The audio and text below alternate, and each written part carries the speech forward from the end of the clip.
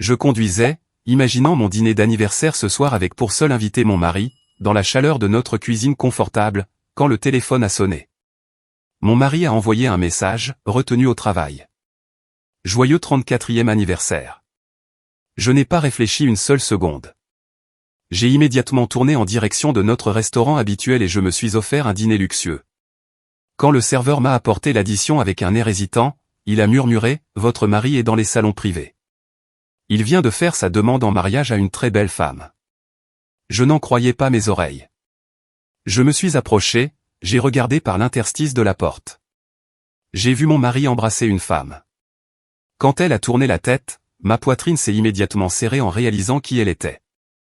J'étais sur le point d'enfoncer la porte d'un coup de pied, mais la raison m'a retenu.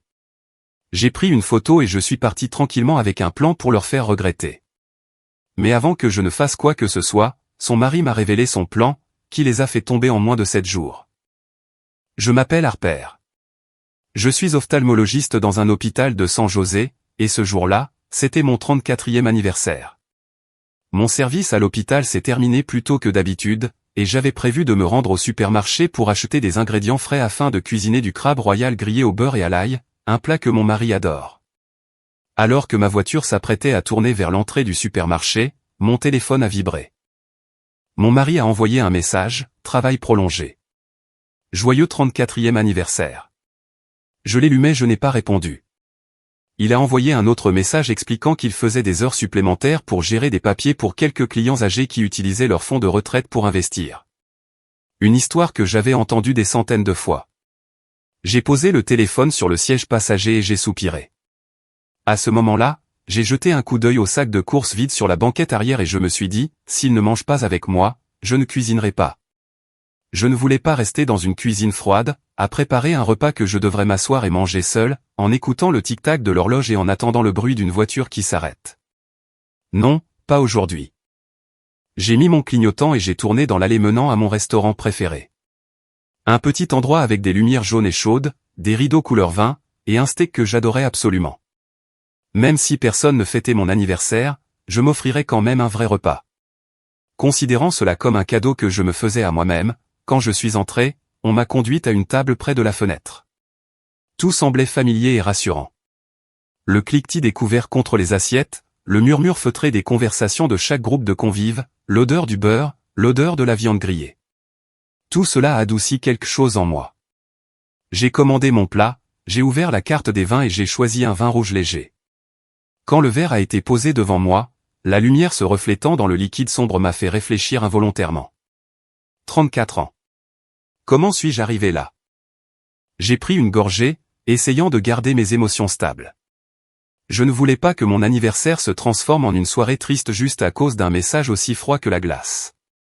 Mais la vie nous permet rarement d'être en paix bien longtemps. Quand l'addition a été apportée, le serveur, un jeune homme mince, s'est approché de ma table. Mais au lieu de poser l'addition et d'offrir un sourire poli comme d'habitude, il s'est légèrement penché, sa voix si basse que j'ai dû pencher l'oreille vers lui. Votre mari est dans le salon privé numéro 4. Il vient de faire sa demande en mariage à une très belle femme. J'ai cligné des yeux. J'ai cru que j'avais mal entendu. J'ai demandé à nouveau, ma voix tremblante, qu'avez-vous dit? Mais il a simplement répété exactement la même phrase, puis s'est redressé, le visage devenant pâle comme s'il venait de dire quelque chose qu'il n'aurait pas dû. Il a posé l'addition sur la table et s'est éloigné rapidement, me laissant assise là comme si quelqu'un avait appuyé sur un bouton pause. Pendant plusieurs secondes, mon esprit était complètement vide. Pas une seule pensée, pas une seule émotion claire, seulement les battements de mon cœur à l'intérieur de ma poitrine. Une demande en mariage ici.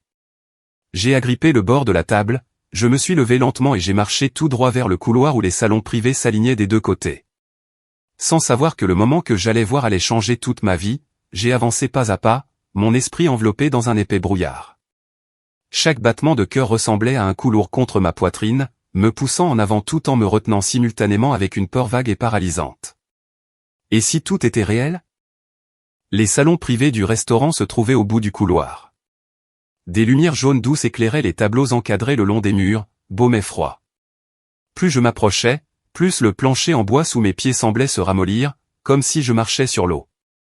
Le salon numéro 4 était sur la gauche, une porte en bois sombre avec un petit panneau de verre juste assez grand pour voir à l'intérieur si l'on se tenait très près.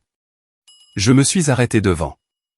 J'ai posé une main sur ma poitrine, essayant de prendre une profonde inspiration, mais l'air n'a atteint que ma gorge avant de rester coincé là. J'ai penché mon visage vers la vitre. Et en cette fraction de seconde, tout l'univers que je connaissais s'est effondré. Grayson se tenait très près d'une femme, son corps pressé contre le sien d'une manière familière, le genre d'intimité que seules les personnes amoureuses, ou qui se sont profondément aimées, peuvent avoir. Il s'est penché et a déposé un lent baiser sur ses lèvres. Pas un baiser volé, pas un baiser provoqué par l'alcool, mais le baiser d'un homme heureux, sans fardeau, sans aucune trace de culpabilité dans son cœur. Mon corps est devenu engourdi de la tête aux pieds. Je n'osais pas cligner des yeux. Puis, comme si quelque chose attirait mon regard vers la droite, la femme a doucement tourné la tête. Une mèche douce de cheveux bruns a glissé sur son épaule, révélant un visage si familier que j'ai failli rire de la cruauté du destin. Tiffany, la femme de mon cousin, la femme qui vivait avec un mari que tout le monde dans la famille croyait paralysé après un accident vasculaire cérébral 8 mois plus tôt. La femme qui était restée assise pendant des heures à côté de son lit d'hôpital, lui essuyant le visage, lui donnant la bouillie à la cuillère, invitant les proches à lui rendre visite, souriant comme si la vie lui avait appris à se sacrifier sans condition. Je suis resté figé, sentant comme si quelqu'un avait balancé un marteau en fer directement dans ma poitrine. Eux deux, mon mari et la femme de mon cousin, étaient ici dans le salon privé numéro 4, créant tranquillement un monde dans lequel ni mon cousin ni moi n'avions jamais été invités. À ce moment-là, mon esprit a désespérément essayé de trouver une autre façon de comprendre ce qui se passait. Peut-être que ce n'était qu'une erreur momentanée. Peut-être que j'avais mal vu. L'angle de vue était trop étroit. Les reflets de la lumière déformaient tout. Ou peut-être que c'était quelque chose que je ne comprenais pas encore entièrement. Une partie de moi, la partie la plus douce, la plus faible, s'accrochait à toutes les excuses possibles pour atténuer la douleur qui venait de s'abattre sur moi. Mais ensuite, j'ai vu la chose qui a complètement détruit mes dernières tentatives d'auto-illusion. Un écrin ouvert sur la table. La lumière du lustre suspendu au-dessus brillait, se reflétant sur le diamant à l'intérieur. Clair, brillant, indéniable. Et la raison m'a dit froidement, cruellement, une erreur passagère n'est pas accompagnée d'une bague de fiançailles. J'ai levé mon téléphone, ma main tremblant si fort que l'écran est devenu flou un instant. J'ai dû le serrer plus fort pour prendre la photo. Juste une. J'ai approché le téléphone du panneau de verre et j'ai appuyé sur le déclencheur. Le déclic était très léger, mais je l'ai entendu si clairement que j'ai eu l'impression qu'il résonnait dans tout le couloir. J'ai retiré ma main rapidement. Je n'ai pas poussé la porte. Je n'ai pas fait de scène. Je n'ai pas crié. J'ai simplement fait demi-tour, j'ai redressé le dos et j'ai quitté le restaurant avec des pas si légers qu'ils étaient presque irréels. Comme si un pas plus lourd ferait voler en éclats toutes les émotions en moi avant que je ne puisse m'échapper de cet endroit. Et quand la porte du restaurant s'est refermée derrière moi, j'ai su que ma vie ne redeviendrait jamais ce qu'elle était. Je suis sorti sur le parking, ayant l'impression que mes pieds ne touchaient plus le sol. Les lumières de la rue se reflétaient sur la carrosserie de la voiture, leur lueur floue à travers mes yeux piquants. J'ai ouvert la portière, je me suis assise au volant, mais il m'a fallu près d'une minute entière pour me souvenir que je devais démarrer le moteur et partir. Ma main sur le volant était si froide que j'avais l'impression de serrer un bloc de métal au cœur de l'hiver. Je me suis engagé sur la route principale et en quelques centaines de mètres seulement, les battements de mon cœur résonnaient encore comme des coups de marteau, réguliers, lourds, me faisant serrer les dents juste pour rester calme. J'ai pris mon téléphone, mes doigts tremblant si fort que déverrouiller l'écran est devenu une tâche difficile. Je voulais appeler mon cousin Matthew. Je voulais tout lui dire, que sa femme, la femme que toute la famille considérait comme un symbole de sacrifice, venait de s'asseoir dans le salon privé numéro 4 avec mon mari, l'embrassant comme deux personnes commençant une nouvelle vie. Je voulais tout dire. Je voulais crier. Je voulais lui montrer la photo et demander, est-ce que tu mérites ça? Mais quand j'ai fait défiler jusqu'à la lettre M dans mes contacts, mon doigt s'est figé. J'ai avalé la boule dans ma gorge et j'ai posé le téléphone sur le siège comme s'il était trop chaud pour le tenir ne serait-ce qu'une seconde de plus. J'ai continué à conduire et même pas 3 minutes plus tard, je l'ai repris, j'ai tapé son nom, puis j'ai hésité, puis je l'ai reposé. J'ai répété ce cycle stupide plus de fois que je ne pouvais compter sur tout le trajet du restaurant à la maison, comme quelqu'un qui essaie de s'accrocher à quelque chose d'invisible, craignant d'être celui qui le briserait. Parce qu'à ce moment-là, des images de Tiffany des 8 derniers mois sont revenues en masse. Elle se tenant derrière le fauteuil roulant de Matthew lors de la réunion de famille d'hiver, sa petite silhouette se penchant patiemment pour le pousser pas à pas. Chaque fois que quelqu'un demandait si Matthew allait mieux, Tiffany répondait pour lui, sa voix tendue comme si elle était épuisée d'essayer si fort d'être une épouse dévouée. Elle essuyait la sueur de son front, ajustait la couverture sur son épaule, le serrait par derrière quand le fauteuil roulant se coinçait sur une marche. Chaque geste était si doux que tout le monde dans la famille l'adorait. Certains même plus que Matthew. Je me souviens d'une fois où ma tante a dit, « Tiffany est vraiment une bénédiction. Tout le monde n'a pas la patience de s'occuper d'un mari gravement malade comme ça. » Toute la famille a hoché la tête. Moi aussi. Et c'est pourquoi, quand j'ai essayé d'imaginer Tiffany, la femme que tout le monde respectait pour son abnégation, embrassant mon mari dans un restaurant chic, j'ai eu l'impression que ma tête se tordait en nœuds. Pourquoi? Parce que j'avais peur que si je parlais trop tôt, je pourrais ruiner quelque chose de bien plus grand. J'avais peur d'avoir mal compris. Peur d'avoir mal vu. Peur que si je le disais à mon cousin maintenant, je détruirais sa famille pour quelque chose dont je n'étais pas sûr à 100%. Mais plus profond que toutes ces peurs, il y avait la peur d'être la femme qui réagit de manière excessive. La femme qui expose les autres à la hâte sans preuve suffisante. La femme gouvernée par l'émotion, condamnée à vivre toute une vie de regrets. Je ne voulais pas être cette femme. Et pendant les 3 kilomètres suivants, j'ai continué à répéter la même pensée en désespoir de cause. Si je parle maintenant, est-ce que je détruirai quelque chose que je ne comprends pas encore entièrement? Je suis arrivé à la maison sans me souvenir des routes que j'avais prises. La maison était silencieuse, sombre, avec seulement le bourdonnement du climatiseur pour briser le silence. Je suis resté dans le salon, les clés toujours à la main, le cœur battant toujours comme des pas frénétiques résonnant dans un couloir vide. J'ai regardé la photo de mariage sur le mur. Je souriais naturellement sur cette photo, et Grayson avait sa main sur ma taille, ses yeux semblant ne pas pouvoir se détacher de moi. Chaque belle image, chaque promesse, chaque fois que je lui avais fait confiance s'est soudainement brisée en éclats de verre tranchant. J'ai posé mon sac, je suis entré dans la chambre et j'ai allumé les lumières brutalement, comme si je pouvais chasser l'obscurité de mon esprit. Mais cette nuit-là, je n'ai pas pleuré. Je suis juste resté allongé, les yeux ouverts, sans dormir, sans cligner des yeux, jusqu'à ce que la lumière du matin filtre à travers les rideaux, et je fixais toujours le plafond. Le lendemain matin, je ne pouvais plus me permettre de me laisser emporter par l'émotion. J'avais besoin de quelqu'un de neutre, quelqu'un qui n'était pas touché par ces relations enchevêtrées, quelqu'un qui se concentrerait uniquement sur la vérité et mon état mental sans jugement. Alors, j'ai envoyé un message pour prendre rendez-vous avec Samantha, la thérapeute que j'avais vue 2 fois il y a quelques années. Samantha avait la soixantaine, sa voix douce mais tranchante comme une lame fine. Le genre de personne qui pouvait vous regarder pendant 5 secondes et savoir exactement ce que vous cachiez. Je suis arrivé à son bureau tôt le matin. Son bureau était au 3e étage d'un vieil immeuble, parfumé légèrement à l'huile de lavande, les murs couverts de peintures de paysage, et l'éclairage tamisé juste assez pour créer un sentiment de sécurité.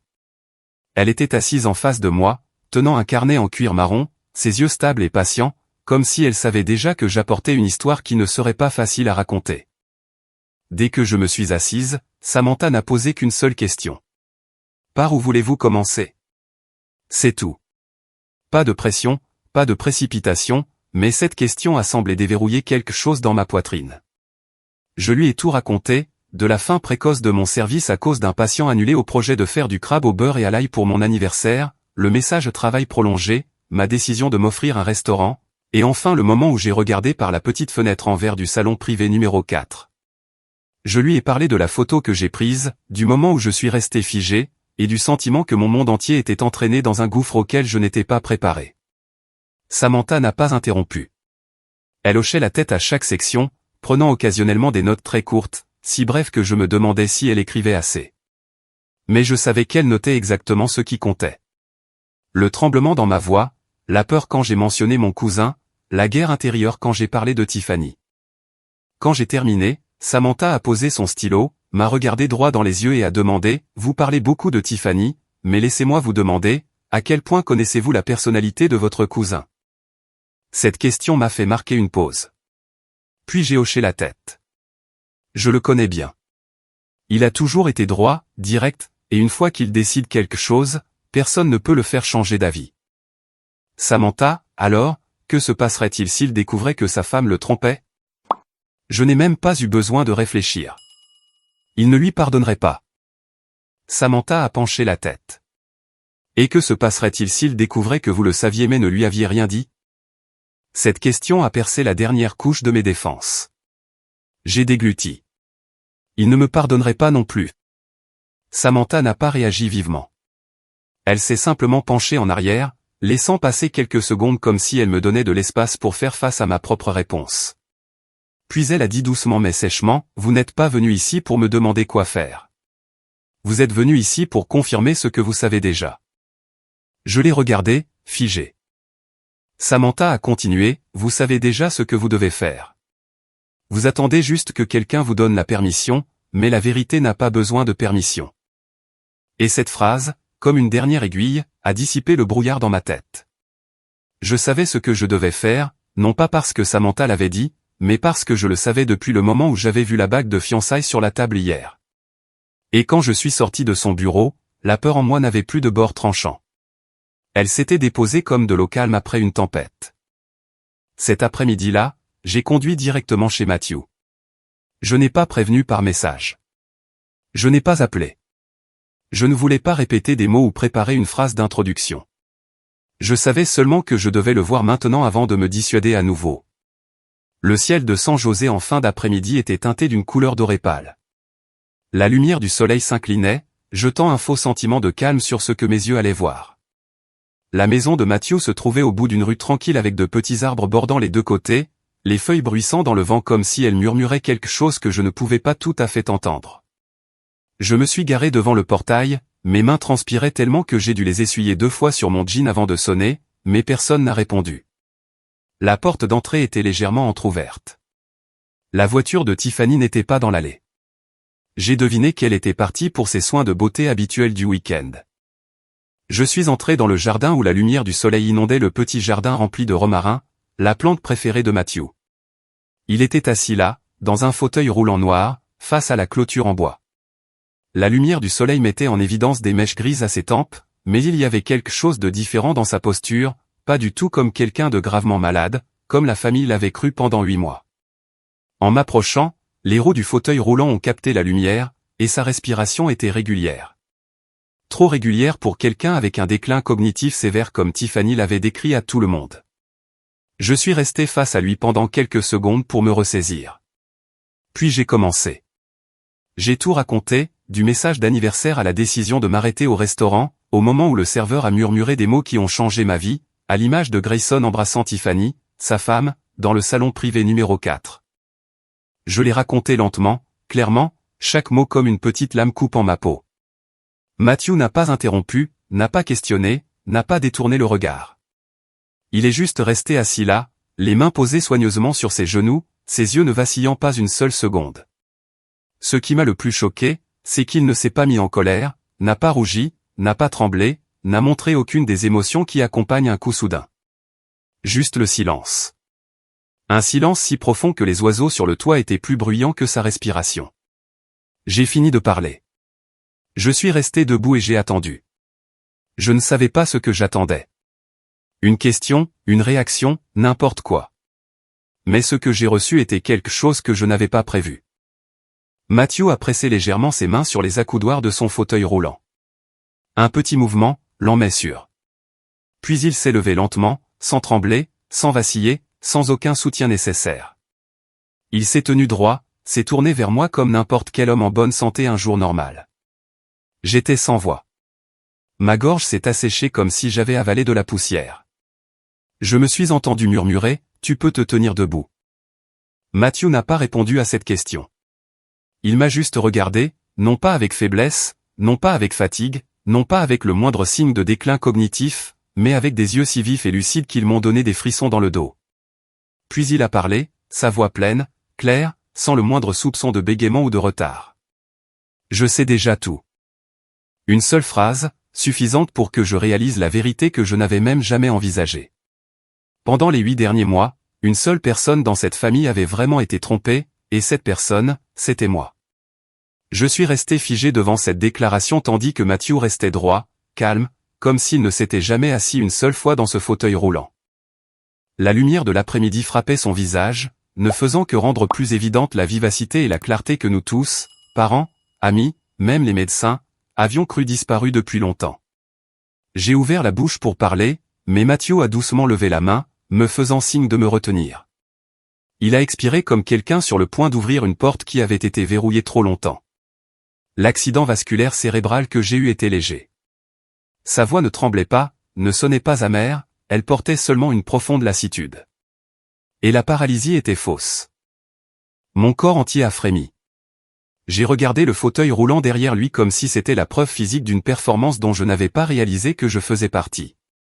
J'ai dû m'agripper au banc du jardin pour me stabiliser car mon esprit ne pouvait pas suivre ce qu'il disait.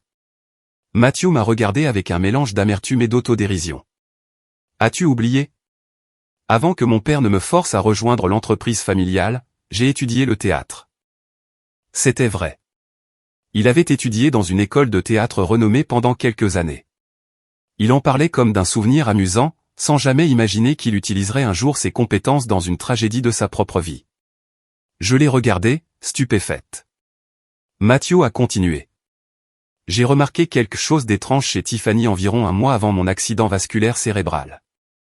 Sa voix était stable, mais ses yeux s'assombrirent. Elle a commencé à sortir plus, à chuchoter au téléphone, à changer le mot de passe de son téléphone, et surtout, la façon dont elle me regardait. Ce n'était plus le regard d'une épouse. Quand j'ai été hospitalisé pour cet accident vasculaire cérébral léger, a-t-il dit, j'ai réalisé que c'était ma chance.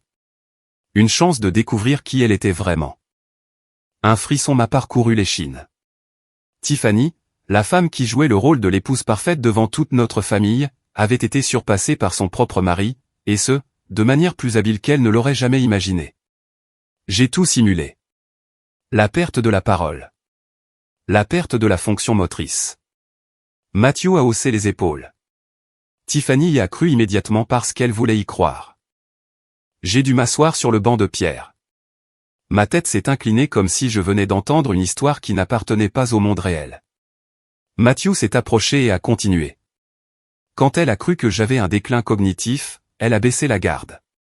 Puis il a expliqué d'une voix si calme qu'elle m'a glacé que, au cours des 8 derniers mois, il avait secrètement engagé un détective privé et un avocat spécialisé en divorce.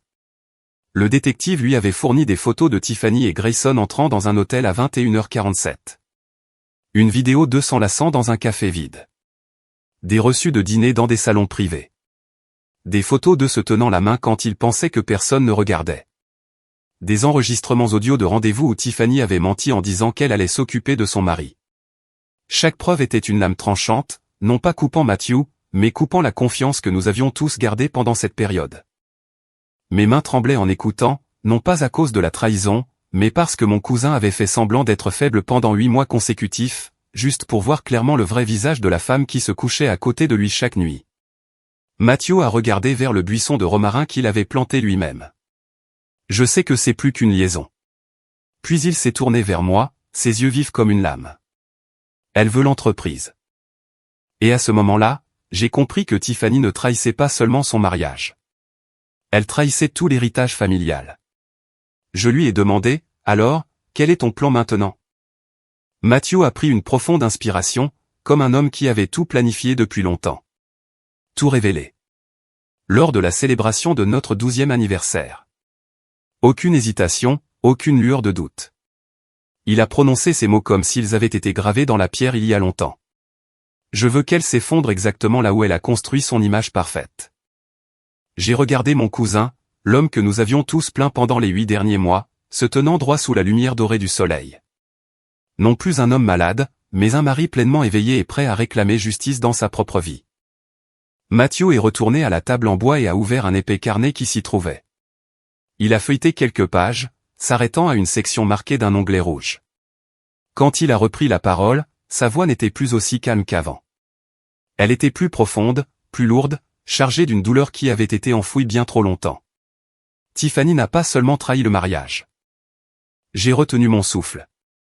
Mathieu m'a regardé droit dans les yeux, articulant clairement chaque mot. Elle a soudoyé un médecin. Je me suis figé. Un frisson glacial m'a parcouru l'échine. Quel médecin, ai-je demandé, horrifié. Le neurologue qui a signé le diagnostic, disant que j'avais un déclin cognitif sévère. J'étais si secoué que j'ai dû m'agripper au bord de la table en bois pour rester debout.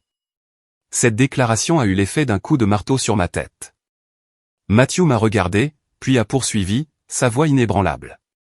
Tiffany prévoyait de présenter ce rapport lors de notre prochaine célébration de 12e anniversaire. Mes yeux se sont écarquillés, mon corps entier s'est engourdi. Il a continué. Elle voulait se tenir devant notre famille et nos partenaires commerciaux et déclarer que je n'étais plus apte à diriger l'entreprise. Un coup public.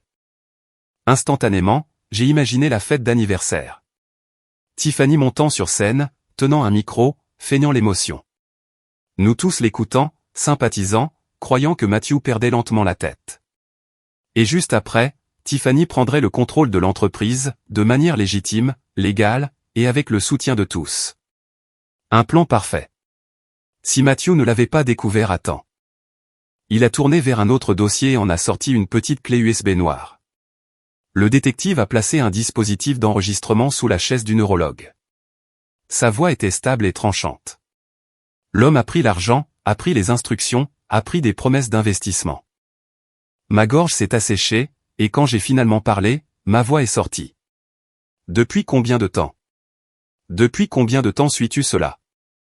Matthew a serré la clé USB dans sa main, pas fortement, mais assez pour montrer la rage qui couvait en dessous. Des mois, a-t-il dit lentement, en me regardant droit dans les yeux. Chaque réunion, chaque enveloppe, chaque message. Tout a été enregistré. J'ai reculé, sentant comme si le monde autour de moi s'était retourné. Tiffany, la femme qui pleurait à côté d'un lit d'hôpital, poussait son fauteuil roulant, gagnait la sympathie de la famille, avait non seulement eu une liaison, mais avait orchestré un plan impitoyable pour prendre le pouvoir. Les sourcils de Matthew se sont froncés, ses yeux se sont assombris. Elle pense que je suis vraiment faible. Elle pense que je ne peux pas me défendre. Il a fait un pas de plus vers moi, sa voix claire et froide. Mais quand un homme est silencieux, cela ne veut pas dire qu'il est impuissant. Il m'a regardé comme pour graver cette vérité dans mon esprit. Cela signifie seulement qu'il enregistre tout. Cette phrase a résonné dans ma tête comme le bruit d'une porte qui se verrouille. Le jardin autour de nous est tombé dans un silence complet, seul le vent effleurant doucement les feuilles de romarin. Matthew se tenait là, non pas comme un patient en convalescence, mais comme un homme qui s'était préparé depuis longtemps à une bataille de droit, de volonté et de stratégie. J'ai regardé mon cousin, et pour la première fois depuis des années, j'ai vu la force et la vivacité qu'il avait toujours cachées derrière un extérieur posé.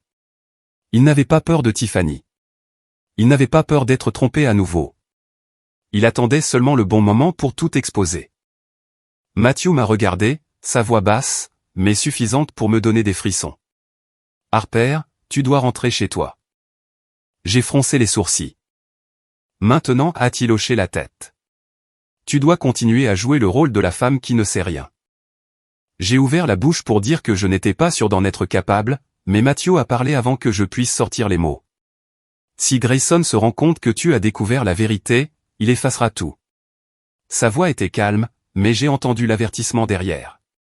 Pas un avertissement de danger, mais de vérité qui pourrait être perdue à jamais si je faisais un seul faux pas. J'ai senti une froideur se répandre dans mon dos. Grayson, l'homme qui me serrait chaque nuit, qui avait dit un jour qu'il aimait ma façon de préparer le crabe au beurre à l'ail, était maintenant quelqu'un qui pourrait effacer toute trace de sa liaison si le moindre signe l'alertait. Matthew a posé une main sur mon épaule, la serrant doucement. Non pas pour me réconforter, mais pour me rappeler que je faisais maintenant partie de quelque chose de bien plus grand que mon propre mariage. Tu dois jouer la comédie, a-t-il dit, comme je l'ai fait pendant les 8 derniers mois. J'ai pris une profonde inspiration et j'ai hoché la tête. Ce soir-là, je suis rentré à la maison comme si de rien n'était. Pas de questions curieuses, aucun indice que je venais de voir mon mari faire sa demande à une autre femme. J'ai ouvert le réfrigérateur, lavé les légumes, allumé la cuisinière. Chaque petite action faite lentement, soigneusement, avec un regard délibérément normal. J'ai préparé le repas que je savais que Grayson aimait, quelque chose de simple. Pesto, pâtes, salade et un peu de pain grillé. J'ai senti l'ail monter de la poêle, mais au lieu de chaleur, cela m'a donné l'impression de rejouer un vieux rôle dans une cuisine familière. Quand Grayson est entré, il a enlevé son manteau, a souri. Ce sourire trait de mon mari. Si familier que si je ne l'avais pas vu embrasser Tiffany hier, j'aurais pu croire qu'il était innocent. Je me suis tourné vers lui et j'ai souri doucement. Tu es à la maison. Comment s'est passée ta journée au travail? La question la plus ordinaire que je pouvais poser. Et cette fois, je l'ai utilisée comme un masque. Grayson s'est assis, a partagé quelques anecdotes de travail inoffensives. Rien de réel, rien de significatif. J'ai hoché la tête, j'ai ajouté du sel dans la casserole, et je suis devenu l'épouse qu'il pensait encore avoir sous son contrôle. Quand nous nous sommes assis pour manger, j'ai dit une phrase que j'avais préparée à l'avance. Une phrase qui semblait décontractée, une phrase très simple. Le cousin Matthew organise une célébration pour ses 12 ans de mariage ce week-end. Ils nous ont invités. Pendant une seconde, un moment fugace, l'expression de Grayson a changé. Mais je l'ai vu. Je l'ai vu clairement. La main qui tenait sa fourchette en acier inoxydable l'a soudainement laissé tomber sur la table. Un tintement métallique a retenti dans la cuisine silencieuse. Grayson s'est rapidement penché pour la ramasser en marmonnant « Je pensais juste au travail.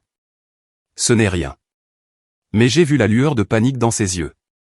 Une brève lueur juste assez longue pour que je sache que Matthew avait raison. Grayson avait peur. Tout mon corps s'est détendu, non pas par faiblesse, mais parce que je venais de voir la chose la plus importante de la soirée. Il ne savait pas que je savais, et il n'avait aucune idée que je pouvais être aussi calme. J'ai terminé ce dîner comme si rien d'inhabituel ne s'était passé.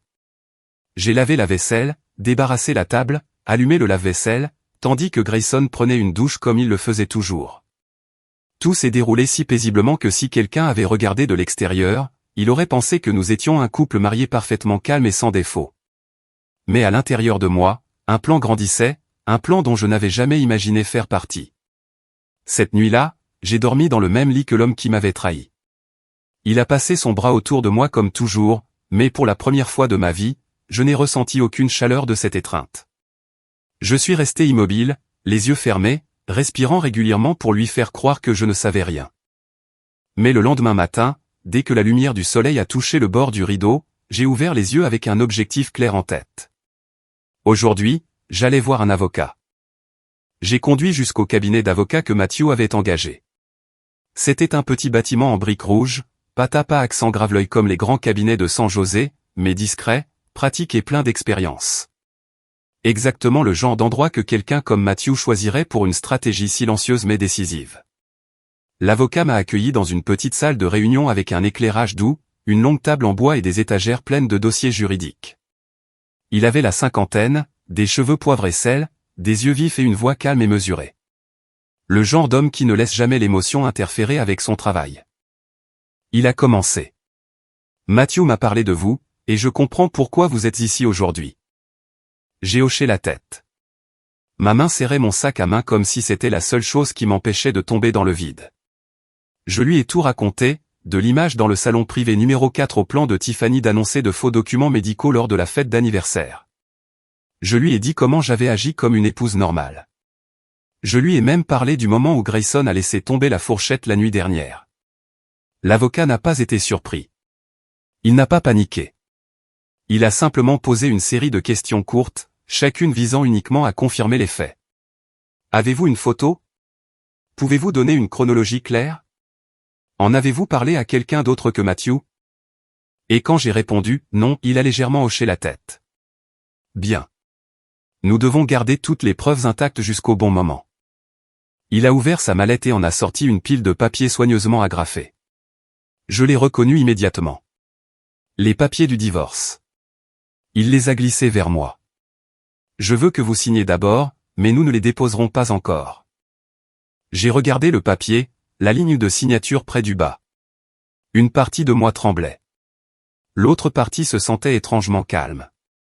Si nous les déposons maintenant, a poursuivi l'avocat, Grayson sera en alerte et il effacera toutes les traces de Tiffany. Je me suis souvenu des mots de Matthew. Si Grayson découvre la vérité, il effacera tout. Et maintenant, entendre le même avertissement de l'avocat le rendait plus terrifiant que jamais. J'ai pris le stylo. J'ai signé. Mon nom est apparu clairement sur la page comme une coupure, mais une coupure nécessaire pour me sauver. L'avocat a rassemblé les papiers, les replaçant soigneusement dans le dossier. Il m'a regardé droit dans les yeux, sa voix ferme et lente. Tout doit se passer au bon moment. J'ai demandé quand. Il a répondu sans hésitation. Quand Matthew révélera la vérité à la fête d'anniversaire. C'est à ce moment-là que Grayson sera le plus faible. Quand sa complice tombera publiquement. J'ai inspiré profondément. À l'intérieur de moi, il y avait de la douleur, mais en même temps une étrange sorte de force montait. Non pas la force de la rage, mais de la clarté. Je me suis levé et je lui ai serré la main. Et en sortant du cabinet d'avocat, j'ai eu l'impression d'entrer dans une partition musicale où le tempo avait commencé à s'accélérer. Tout doit se passer au bon moment. Cette phrase se répétait dans ma tête pendant que je rentrais chez moi et de nouveau alors que je me tenais devant le miroir en choisissant une robe, pas trop vive, pas trop voyante, juste assez pour avoir l'air d'une épouse assistant à une fête avec son mari, complètement inconsciente que son mariage avait pourri de l'intérieur. Et puis le week-end est arrivé. Ce soir-là, la célébration des 12 ans de mariage de Matthew et Tiffany, une soirée que Tiffany croyait être sa victoire. La fête avait lieu dans la salle de banquet d'un hôtel de luxe du centre-ville de San José. Au moment où Grayson et moi sommes entrés, j'ai senti l'atmosphère chaleureuse, les conversations animées. Des lumières dorées se répandaient dans la pièce. Presque tout le monde était présent. Les deux côtés de la famille, les principaux actionnaires, quelques partenaires commerciaux de longue date de l'entreprise de Matthew, des personnes ayant une influence significative si un changement de direction devait avoir lieu. Je suis entré avec Grayson, mais en gardant juste assez de distance, assez proche pour que tout le monde voie que nous étions mari et femme, mais pas si proche que je me sentais étouffé par sa tromperie. Son visage est resté calme, mais j'ai remarqué que sa main tremblait légèrement en serrant la main d'invité familier. Il avait peur et je le savais. À l'avant de la salle de bal, Tiffany se tenait près d'une table recouverte d'une nappe blanche, décorée d'albums photos et de bouquets frais. Elle portait une longue robe couleur champagne, ses cheveux bouclés et son maquillage impeccable, le genre de perfection que l'on pouvait repérer de l'autre côté de la pièce. Une femme qui croyait que ce soir, elle deviendrait l'épouse qui prendrait la tête de l'entreprise. Dès que Tiffany nous a vus, elle a fait un signe de la main naturelle et a souri trop brillamment. Le genre de sourire répété, joué sous les projecteurs. Personne ne savait qu'elle s'était tenue avec mon mari dans le salon privé numéro 4 il n'y a pas si longtemps. Personne sauf moi et Matthew. Puis, alors que les invités s'installaient à leur siège, le micro a grésillé. Tiffany est montée sur scène. Sa voix était douce, tremblant juste assez, comme si elle retenait à peine des larmes d'émotion. Merci à tous d'être ici en ce jour spécial. 12 ans, elle a fait une pause, la main sur le cœur, c'est un long voyage d'amour, de patience et de sacrifice. J'ai voulu rire, mais je suis resté immobile. Je devais jouer la comédie, et je l'ai bien joué. Tiffany a continué, commençant à parler de leur amour durable. Comment Matthew avait toujours été son ancre. Sa voix se brisant, légèrement tremblante, chaque phrase comme une scène d'un scénario mémorisé. Puis elle a posé la main sur le micro, a baissé la voix comme si elle était sur le point de révéler quelque chose de déchirant. Mais il y a quelque chose que je n'ai jamais rendu public. La salle entière est devenue silencieuse. Tiffany a soupiré, les yeux rouges. Le look parfait des belles larmes. Pas de mascara qui coule, pas de désordre. Elle a dit. Matthew a été diagnostiqué avec un déclin cognitif sévère par son neurologue. Une vague de murmures a parcouru la table de la famille. J'ai vu certains parents porter la main à leur bouche, stupéfaits. Tiffany a essuyé une larme inexistante. Il ne peut plus gérer l'entreprise comme il le faisait autrefois. Il oublie des choses. Il n'est plus assez lucide pour prendre de grandes décisions. Sa voix s'est brisée. J'ai essayé de protéger sa dignité tout ce temps. Une tante s'est levée, la voix tremblante. Tiffany, tu es incroyable. Tu es une femme merveilleuse. Matthew a de la chance de t'avoir. Une autre voix de la table des actionnaires. Si Matthew ne peut vraiment plus diriger, peut-être que Tiffany devrait prendre la relève. Tout s'est déroulé exactement comme Tiffany l'avait prévu.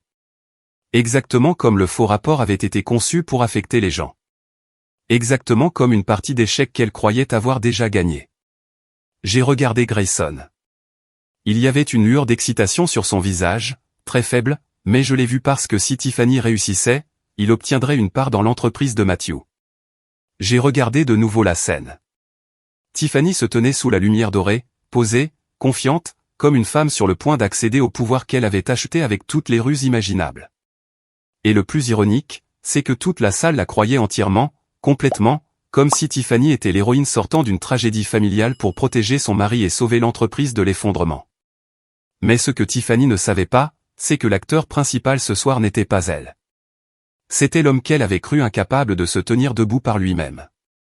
Tiffany a posé une main sur sa poitrine, inclinant la tête comme si elle ne pouvait supporter la douleur que la condition de son mari lui avait apportée. La salle murmurait encore. De nombreux invités tamponnaient leurs yeux avec des mouchoirs. Certains actionnaires chuchotaient sur la nécessité d'un remplaçant, et Tiffany semblait la plus appropriée. C'était le moment exact que Tiffany voulait, le moment où elle prendrait tout le pouvoir. Elle a approché le micro, la voix tremblante, parfaite pour le scénario. Mais je vais essayer de... Elle n'a pas pu finir.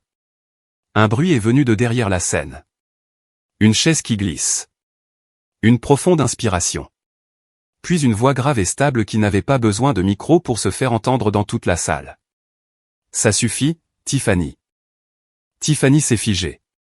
La salle s'est tournée et Matthew se tenait là. Sans soutien, sans jambes tremblantes, sans aide. Il s'est levé de son siège au premier rang, celui que Tiffany avait arrangé pour le faire passer pour un mari handicapé ayant besoin de soins. Le silence dans la salle était si profond que j'ai entendu quelqu'un laisser tomber une cuillère à soupe dans son assiette. Tiffany a reculé de 2 pas, les yeux écarquillés, la bouche ouverte, mais aucun son n'en est sorti. Finalement, elle a halté. Tu te tiens debout depuis quand? Matthew n'a pas répondu. Ne l'a pas regardé. N'avait pas besoin de sa réaction. Il a simplement sorti une petite télécommande noire de sa poche, quelque chose qu'il avait préparé pendant 8 longs mois, et a appuyé sur un bouton. Instantanément, les lumières se sont tamisées et le grand écran derrière la scène s'est allumé. Et à ce moment-là, tout ce que Tiffany avait construit pendant des mois s'est effondré. D'abord, une photo de Tiffany enlaçant Grayson devant un hôtel avec l'heure et la date clairement visibles. Puis des images de caméras de sécurité les montrant marchant bras dessus bras dessous dans le parking. Puis des images d'eux assis de près dans un café tranquille, se tenant la main. Puis un reçu de restaurant pour un salon privé facturé sur la carte de Tiffany. Les murmures ont augmenté, puis se sont transformés en halètements, puis en respiration de colère et de dégoût. Tiffany secouait la tête encore et encore, ses cheveux parfaitement coiffés commençant à se défaire. Non, non. C'est un malentendu. C'est. Mais elle n'a pas pu inventer davantage car un enregistrement vocal a été diffusé. Il n'est pas lucide. J'ai fini d'ajuster le rapport. Il vous suffit de l'annoncer au bon moment. La voix du médecin. Puis elle a baissé, tremblante, respirant lourdement comme dans une salle d'interrogatoire. J'ai pris l'argent. J'ai fait ce que Tiffany a demandé. J'assume l'entière responsabilité. La salle est devenue silencieuse. Une tente s'est levée et s'est dirigée vers la scène. Personne ne pouvait l'arrêter. Elle a attrapé un verre de vin et a jeté son contenu au visage de Tiffany. Menteuse. Traîtresse. Tiffany s'est débattue. Le vin rouge tachant sa robe champagne, coulant sur le maquillage coûteux qu'elle avait passé tout l'après-midi à appliquer. Le chaos a éclaté. Plusieurs membres de la famille se sont levés en criant. Un vieil actionnaire a commencé à pleurer, submergé par la trahison. Et puis 2 policiers en uniforme sont entrés par les portes arrière de la salle. Ils ont marché droit vers la scène sans hésitation. Tiffany Rogers, vous êtes requise pour un interrogatoire sur des accusations de corruption de médecins et de complot en vue d'une fraude. Tiffany est devenue flasque comme si ses jambes avaient perdu toute leur force. Elle a été menottée devant toute sa famille, ses partenaires commerciaux et ses amis, des gens dont elle avait passé des années à construire l'admiration. Elle s'est retournée, cherchant Grayson, son complice. Mais Grayson était parti. J'ai regardé autour de moi. Le siège où il était assis était vide. Pas de manteau, pas de verre de vin, pas d'excuses. Il s'était enfui à un moment donné, et j'étais assise à une table de là, sans jamais le remarquer. Tiffany a été escortée dehors au milieu des sanglots, des cris et des pas chaotiques, et Matthew se tenait là, droit, tenant toujours la petite télécommande comme un homme qui venait de livrer l'acte final d'une pièce de 8 mois. Je suis rentré chez moi immédiatement après, et quand j'ai ouvert la porte et que je suis entré, je n'ai pas dit un mot. Grayson était toujours assis sur le canapé, tremblant. Ses mains étaient serrées comme s'il essayait de s'accrocher au dernier lambeau de contrôle. Son visage était pâle, ses yeux remplis de panique. Il s'était probablement éclipsé de la fête au moment où il avait vu Tiffany menottée. Je ne me suis pas approché de lui. J'ai simplement posé les papiers du divorce signés sur la table en verre devant lui. Le papier a atterri avec un petit claquement sec qui l'a fait sursauter. Il s'est levé d'un bond, la voix rauque. « Harper, s'il te plaît, ne fais pas ça. Je peux expliquer. » Je l'ai regardé droit dans les yeux une dernière fois et j'ai dit lentement, « Ne prononce plus mon nom. » Pas de cris, pas de larmes, pas de tremblements. J'avais déjà traversé la douleur. Je me suis retourné, j'ai ouvert le placard et j'ai sorti la grande valise que j'avais secrètement préparée des jours auparavant. Le bruit de ses roulettes sur le parquet a résonné comme le glas de notre mariage. Grayson s'est jeté pour attraper ma main, mais je me suis immédiatement dégagé. Pas besoin de force, seulement de la résolution. J'ai franchi le seuil, sans regarder en arrière, sans dire un mot de plus. La porte en bois s'est fermée fermement derrière moi, scellant la vie que j'avais eue autrefois. Une fois dehors, j'ai appelé Lisa, ma meilleure amie de l'internat. Tout ce que j'ai eu à dire, c'est « Lisa, j'arrive ». Et elle a répondu « La porte n'est pas verrouillée. Viens ». J'ai traversé la nuit de San José directement jusqu'à la maison de Lisa. Elle a ouvert la porte dès que j'ai monté les marches avec ma valise. Je n'ai rien dit. Elle n'a rien demandé. Elle m'a juste serré fort dans ses bras. Le câlin de quelqu'un qui m'avait vu essayer pendant bien trop longtemps. Cette nuit-là, j'ai dormi sur le canapé de Lisa. Pour la première fois depuis des années, pas à côté de quelqu'un qui m'avait trahi. 3 jours plus tard, Matthew a appelé et m'a dit que Tiffany avait tout avoué, y compris le rôle de Grayson.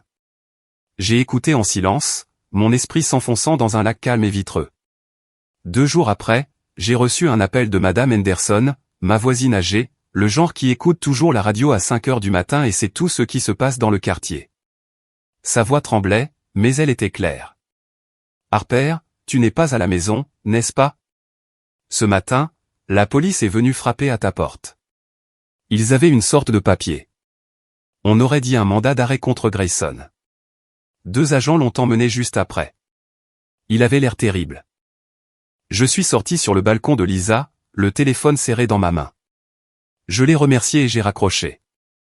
Aucune larme n'a coulé. Je suis juste resté là à regarder le ciel gris de Seattle, la ville où j'allais déménager. Et pour la première fois depuis des mois, j'ai senti mon corps entier devenir plus léger, comme si je venais de franchir un seuil bien plus large que je ne l'avais jamais imaginé. J'avais tant perdu. Mais en retour, je m'étais retrouvé. 3 mois après avoir quitté cette maison, je suis entré dans la salle d'audience du divorce avec un état d'esprit complètement différent de la plupart des femmes qui viennent ici. Pas désespéré, pas brisé, juste prête à clore un chapitre que j'avais dépassé depuis longtemps. L'audience a été plus courte que prévu. Grayson est apparu dans une combinaison de prisonnier orange, menotté à la taille. Je l'ai regardé une fois, non pas avec reproche, non pas avec amertume, mais pour me rappeler que l'homme en face de moi n'avait plus rien à voir avec ma vie. Le juge a lu le verdict clairement. Divorce accordé, bien à partager selon la loi. 50-50. Personne n'a gagné. Personne n'a perdu. Juste une vérité finalement consignée dans les archives du tribunal. J'ai signé mon nom, sentant que je venais de mettre le point final à un chapitre que je ne relirai jamais. 2 semaines plus tard, j'ai fait mes bagages, j'ai serré Lisa dans mes bras en lui disant au revoir, je l'ai tenue forte avant de partir. J'ai conduit vers le nord jusqu'à Seattle par un matin froid, des nuages gris suspendus bas comme s'ils étaient prêts à pleuvoir. Mais cette fois, le ciel ne semblait plus lourd. Il semblait juste ouvert, comme s'il faisait de la place pour un nouveau départ. Dès mon premier jour à l'hôpital de Seattle, j'ai pris le poste de chef du service d'ophtalmologie. Je me tenais dans mon nouveau bureau, la main posée sur un bureau en bois poli, regardant la chaîne de montagnes au loin. Une paix rare s'est installée en moi. J'avais perdu un mariage, mais j'avais retrouvé ma vie. 6 mois plus tard, le dernier article de presse sur l'affaire a été publié. La dernière ponctuation à tout cela. Tiffany a été condamnée à 6 ans de prison pour avoir soudoyé un médecin, falsifié des documents médicaux et tenté de détourner des biens. Elle a été condamnée à verser $268 000 de dédommagement à Matthew, couvrant tout l'argent dépensé pour les chambres d'hôtel, les rendez-vous, une montre Rolex et le pot de vin du médecin. Le médecin corrompu a vu sa licence révoquée de façon permanente et a été condamné à 3 ans de prison. Grayson a reçu une peine de 3 ans après avoir avoué son rôle de complice. J'ai lu l'article sur mon téléphone en étant assise dans mon appartement de Seattle avec vue sur l'eau. La lumière du coucher de soleil se reflétait sur le thé chaud sur la table. J'ai posé le téléphone, je me suis adossé au canapé et j'ai pris une profonde inspiration. Plus de colère, plus de questions sur le pourquoi. Plus de poids sur mes épaules. Juste une vérité tranquille. J'avais survécu et je vivais mieux que jamais. Si vous écoutez encore, merci d'avoir passé du temps avec l'histoire d'une femme qui pensait autrefois qu'elle devait tout endurer pour garder un foyer. Mais la vérité est que personne ne mérite de rester dans un endroit où l'amour et le respect n'existent plus. Si cette histoire vous a touché ou si vous voulez entendre d'autres parcours comme celui-ci, vous pouvez aimer, vous abonner et activer les notifications. Qui sait, peut-être que la prochaine histoire sera exactement ce dont vous avez besoin pour faire votre prochain pas.